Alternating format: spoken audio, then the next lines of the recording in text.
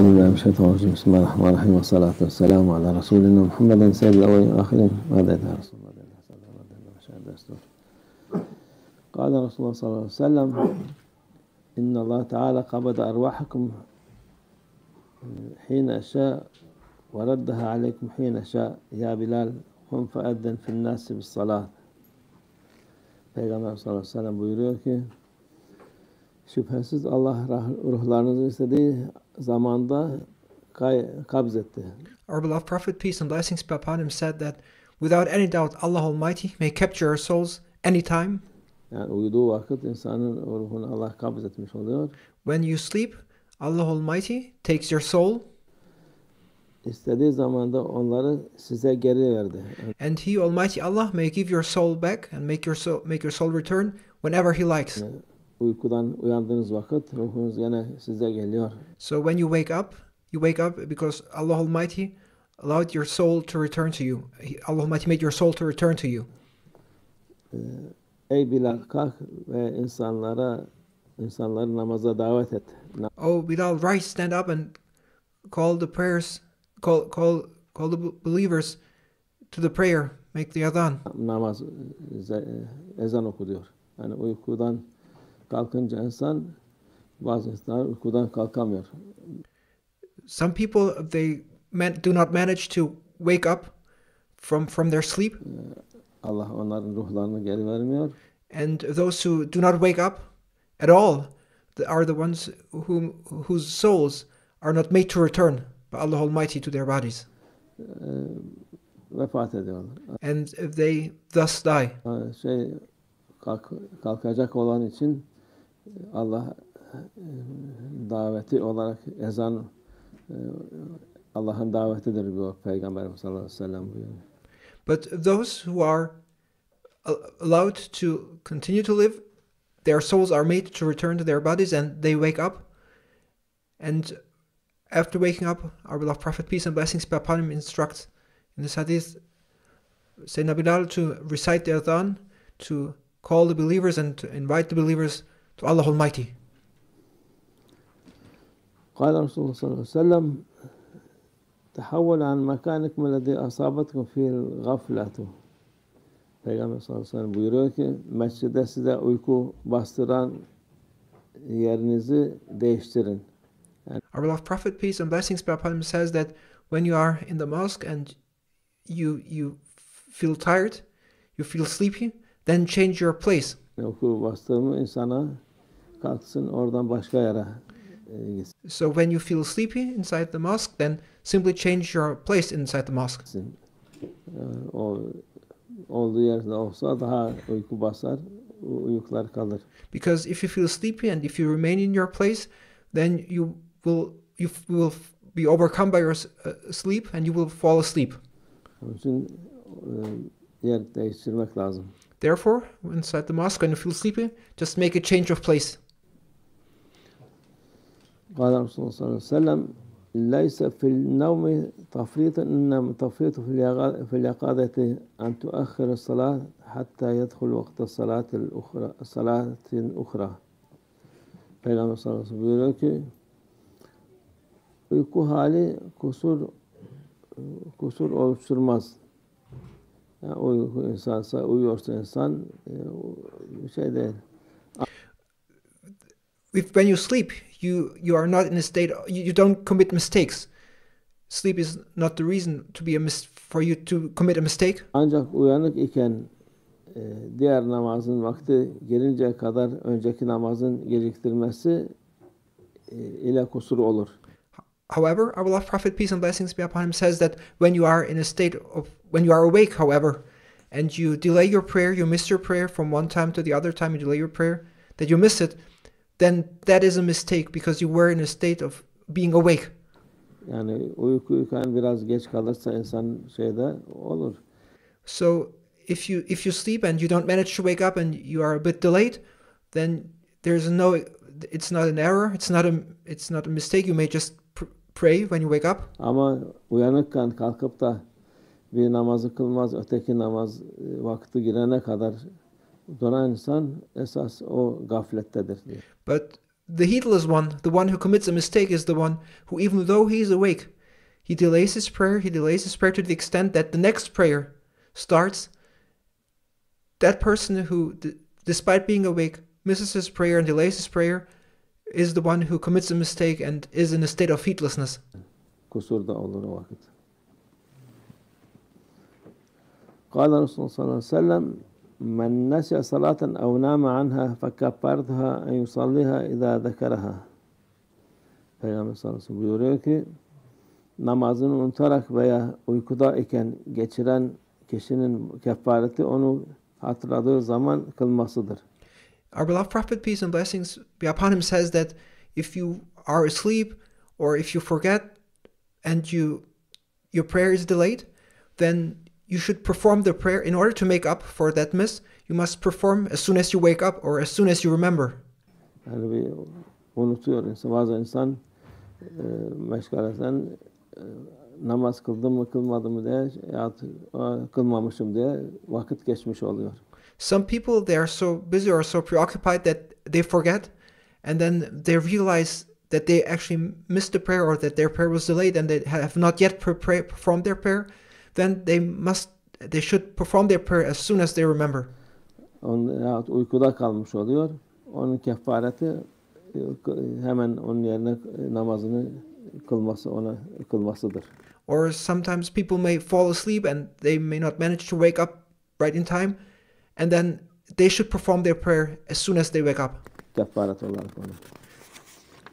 And when this is considered to be then kafara, so that means that they have made up for that prayer which they delayed or missed. قال رسول الله صلى الله عليه وسلم من أدرك من الصلاة ركعة فقد أدرك الصلاة. Peygamber sallallahu aleyhi ve sellem buyuruyor ki cemaatle kılınan namazdan bir rekata yetişen kişi namazın tamamına yetişmiş demektir. Our beloved Prophet, peace and blessings be upon him, says that if you are too late but you still make it to the Jama'ah and you still make it to the last rakah, then it means that you made it to the complete prayer. Yani cemaat namazına bir rekata bile yetişirse o cemaate yetişmiş sayılır diyor Peygamber sallallahu aleyhi ve sellem. So even if you are late but you reach the Jama'ah and the Jama'ah has already progressed, so they're performing the last rakah, but you make it to the last rakah, that last rakah will still mean for you that you've made it to the Jama'ah and you've made it to participate in the Jama'ah of performing that prayer. قال رسول الله صلى الله عليه وسلم من صلى ركعة من الصبح ثم طلعت الشمس فليصلي الصبح. Peygamber sallallahu buyuruyor ki kim sabah namazına bir rekat kılar ve güneş ortaya çıkarsa sabah namazını tamamlasın. Our beloved Prophet, peace and blessings be upon him, says that if you perform Fajr prayer and you have performed the first rakah and then the sun rises, you should then complete your prayer. You should still complete your prayer even though the sun rises. O tamamlanacak. قال رسول الله صلى الله عليه وسلم من لم يدرك الركعة لم يدرك الصلاة. Peygamber sallallahu buyuruyor ki cemaatle kılınan namazın son rekatına yetişmeyen kişi namazın tamamına yetişmemiş demektir. O 4 rekatı imam selam verdikten sonra tamamlayacak onları. And our beloved Prophet, peace and blessings be upon him, says that if you don't make it to the last rakah of the Jama'ah, then you have not made it to the prayer in Jama'ah. You must complete your prayer praying the full 4 rakah, for example. قال رسول الله صلى الله عليه وسلم إذا صليت فلا تبزقن بين يديك ولا عن يمينك ولكن ابزق تلقاء شمالك إن كان فارغا وإلا فتحت قدمك اليسرى وأدلكه. Şimdi eskiden Peygamber sallallahu aleyhi ve sellem mübarek Mescid-i Nebevisinde seccade yoktu falan, kumdu oralarda. During the times of our beloved Prophet, peace and blessings be upon him, the ground in the masjid of our beloved Prophet, peace be upon him, was just sand. There were no rugs or prayer rugs. Onun için bu namaz kıldığın zaman buyuruyor Peygamber sallallahu aleyhi ve sellem, kıldığın zaman önüne ve sağına asla tükürme. Yani namaz kılarken şey vardı, kumdur diye şey olursa tükürebiliyordu. And our beloved Prophet, peace be upon him, said that in prayer you should never spit in front of you or to your right. And again, back in those days, they did not have rugs as we have today, but the ground was just made of sand inside the mosque. Ama sağ tarafa hem öne tükürme diyordu Peygamber sallallahu aleyhi ve sellem. And thus our beloved Prophet, peace and blessings be upon him, according to the circumstance of that time, and with the ground just being sand, said that you should not spit right in front of you and not to your right. Eğer boş ise sol tarafa tükür. And you may spit to your left if your left is empty. Eğer sol tarafta boş değilse o zaman sol ayağının altına tükür, onu imha et. And if your left is not empty, then spit right under your left foot and then cover it with your left foot. Kumla kapat diyor Peygamber sallallahu aleyhi ve sellem. Şimdi artık o imkanı yok burada. Zaten ancak bir başka dışarıda kılıpta öyle bir şey olursa bunları yapılabilir. Ama cami içinde yapılmaz artık. But this is something that is different today. In the mosque today, where there are prayer rugs, this is not to be applied. Of course, when you are outside somewhere, this may then be applied. But in today's situation, inside the mosque, there's no situation of spitting on the ground. قال رسول الله صلى الله عليه وسلم إذا صليتم فارفعوا سبلكم فإن كل شيء أصاب الأرض من سبلكم فهو في النار. Peygamber sallallahu aleyhi ve sellem buyuruyor ki namaz kıldığınız zaman elbiselerinizden sarkıttıklarınızı yerden kaldırınız. Çünkü giysilerinizden sarkıttığınız herhangi bir şey topuklarınızı geçer de yere değerse o elbisenin sahibi cehennemdedir diyor. Our beloved Prophet, peace and blessings be upon him, says that when you perform your prayer, make sure that your clothes, what you wear, should not be extending to the ground and touching the ground, but you should keep it up, because everything that goes under your heel will be the reason for hellfire to burn you.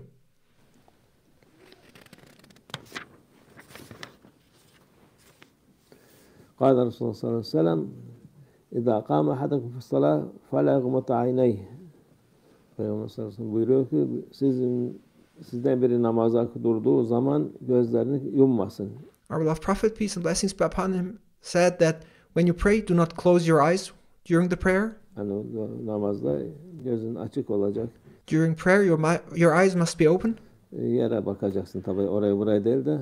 You must look to the ground. You must not look right or left. Gözünü kapatıp da hiçbir şey değil de. And you must also not close your eyes during prayer. Onu ayaktayken secdeye bakacaksın. While you stand during prayer, you must look where you are going to make sajda. Şey yaparken de rükuda başka şeye bakıp ayaklarına bakıp. While you are in ruku, in the state of ruku, you must look at your feet. Otururken eline. While you sit at your hand. Şey yapacaksın, bakacaksın. Bunlar ama gözünü kapatmayın diyor. But you should not close your eyes during prayer. Peygamber sallallahu aleyhi ve sellem. قال رسول الله صلى الله عليه وسلم إذا قام أحدكم في الصلاة فإن الرحمة تواجهه فلا يمسح الحصى. Peygamber sallallahu aleyhi ve sellem buyuruyor ki sizden birinin namaza durduğunda ona ilahi rahmet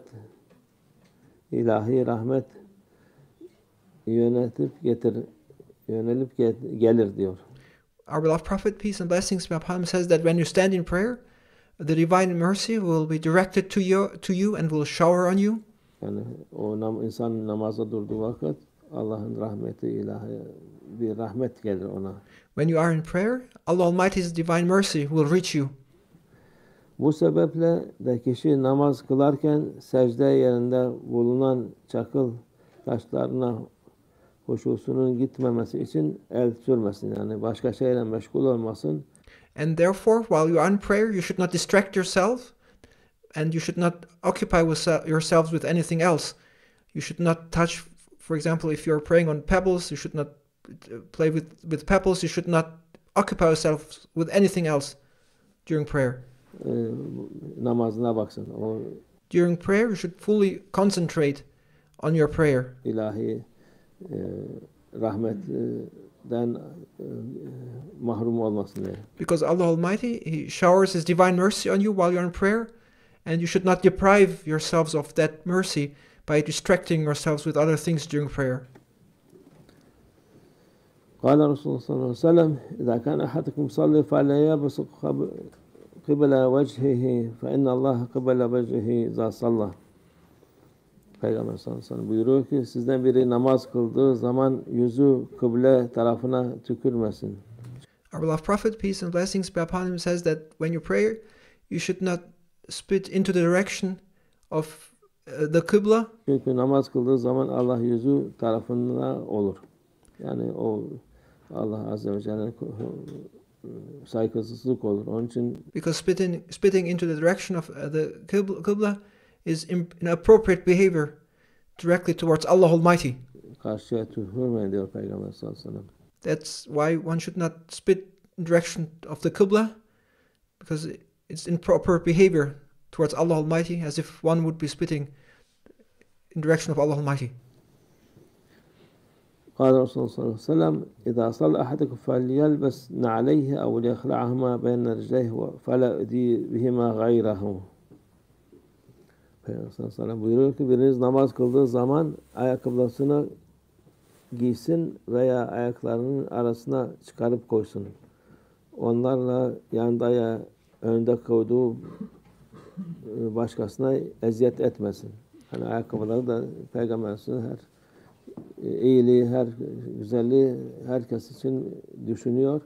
Onun kimseye zarar vermez, kimseye eziyet olmasın diye onu kenara koyun ya da ayağınızın arasına koyun diyor. Our beloved Prophet, peace and blessings be upon him, always taught how to make sure that nobody is disturbed, nobody is harmed. And he showed us in every detail how we must pay attention to our fellow Muslims. And in this hadith, our beloved Prophet, peace and blessings be upon him, mentions that during prayer, before prayer, make sure that to not just throw your shoes somewhere where somebody may be disturbed by them, but make sure to put them aside nicely, or to put them in between your feet if there's no place, so that nobody is disturbed or prevented from prayer because of your shoes. قال رسول الله صلى الله عليه وسلم إذا وجد أحدكم عقربا وهو يصلي فليقتلها بنعله اليسرى.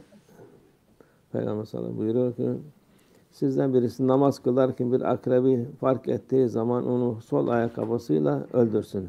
Our beloved Prophet, peace and blessings be upon him, says that if one of you during prayer sees a scorpion, then he should kill that scorpion with his left shoe. Yani tabii o hem muzır hayvandır, haşerattır, zehirli olduğu için onu da ayakkabısıyla, sol ayakkabısıyla diyor.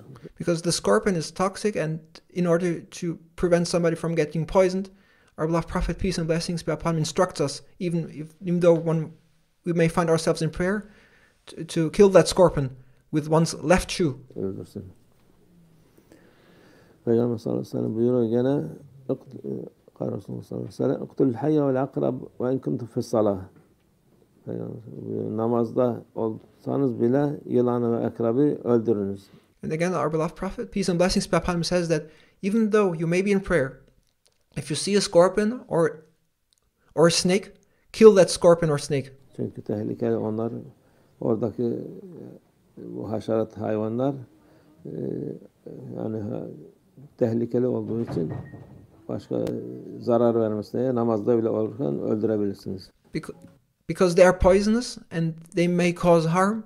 So even though you may find yourselves in prayer, you should kill, if you see a scorpion or a snake, you should kill them in order nobody gets harmed. Peygamber sallallahu aleyhi ve sellem buyuruyor ki "Uktulul esvedeyn fis salat el hayyet vel akrab." Peygamber sallallahu aleyhi ve sellem yine buyuruyor ki namazda iki siyah yani yılan ve akrabı öldürünüz diyor. And again, our beloved Prophet, peace and blessings be upon him, reiterates that even if you are in prayer but you see a scorpion or a snake, kill it. Sadaka Resulullah fîmâ kâle ev kemâ kâle. زيادة إلى شرف النبي صلى الله عليه وسلم وأصحابه الكرام، وإلى أرواح جميع الأنبياء والمرسلين القدماء الشرائع، وإلى أرواح أئمة الأربعة، وإلى أرواح مشايخنا في الطريقة النقشبندية العالية، خاصة إمام الطريقة وغوث الخليقة خواجة بهاء الدين محمد ويسير البخاري سيدنا عبد الخالق الغزواني، مولانا شيخ شرف الدين دارستاني، مولانا شيخ عبد الله فاز دارستاني، مولانا شيخ محمد ناظم عبد الحقاني، وسائر ساداتهم الصديقين ومن حفاظة الجنة حسين وفندي ورفقائه، الحاج مصطفى ترابي جملة من زكاة شهر الله شن الله شهيد شهداء الله رضا شن الله رضا الله تعالى. الفاتحة.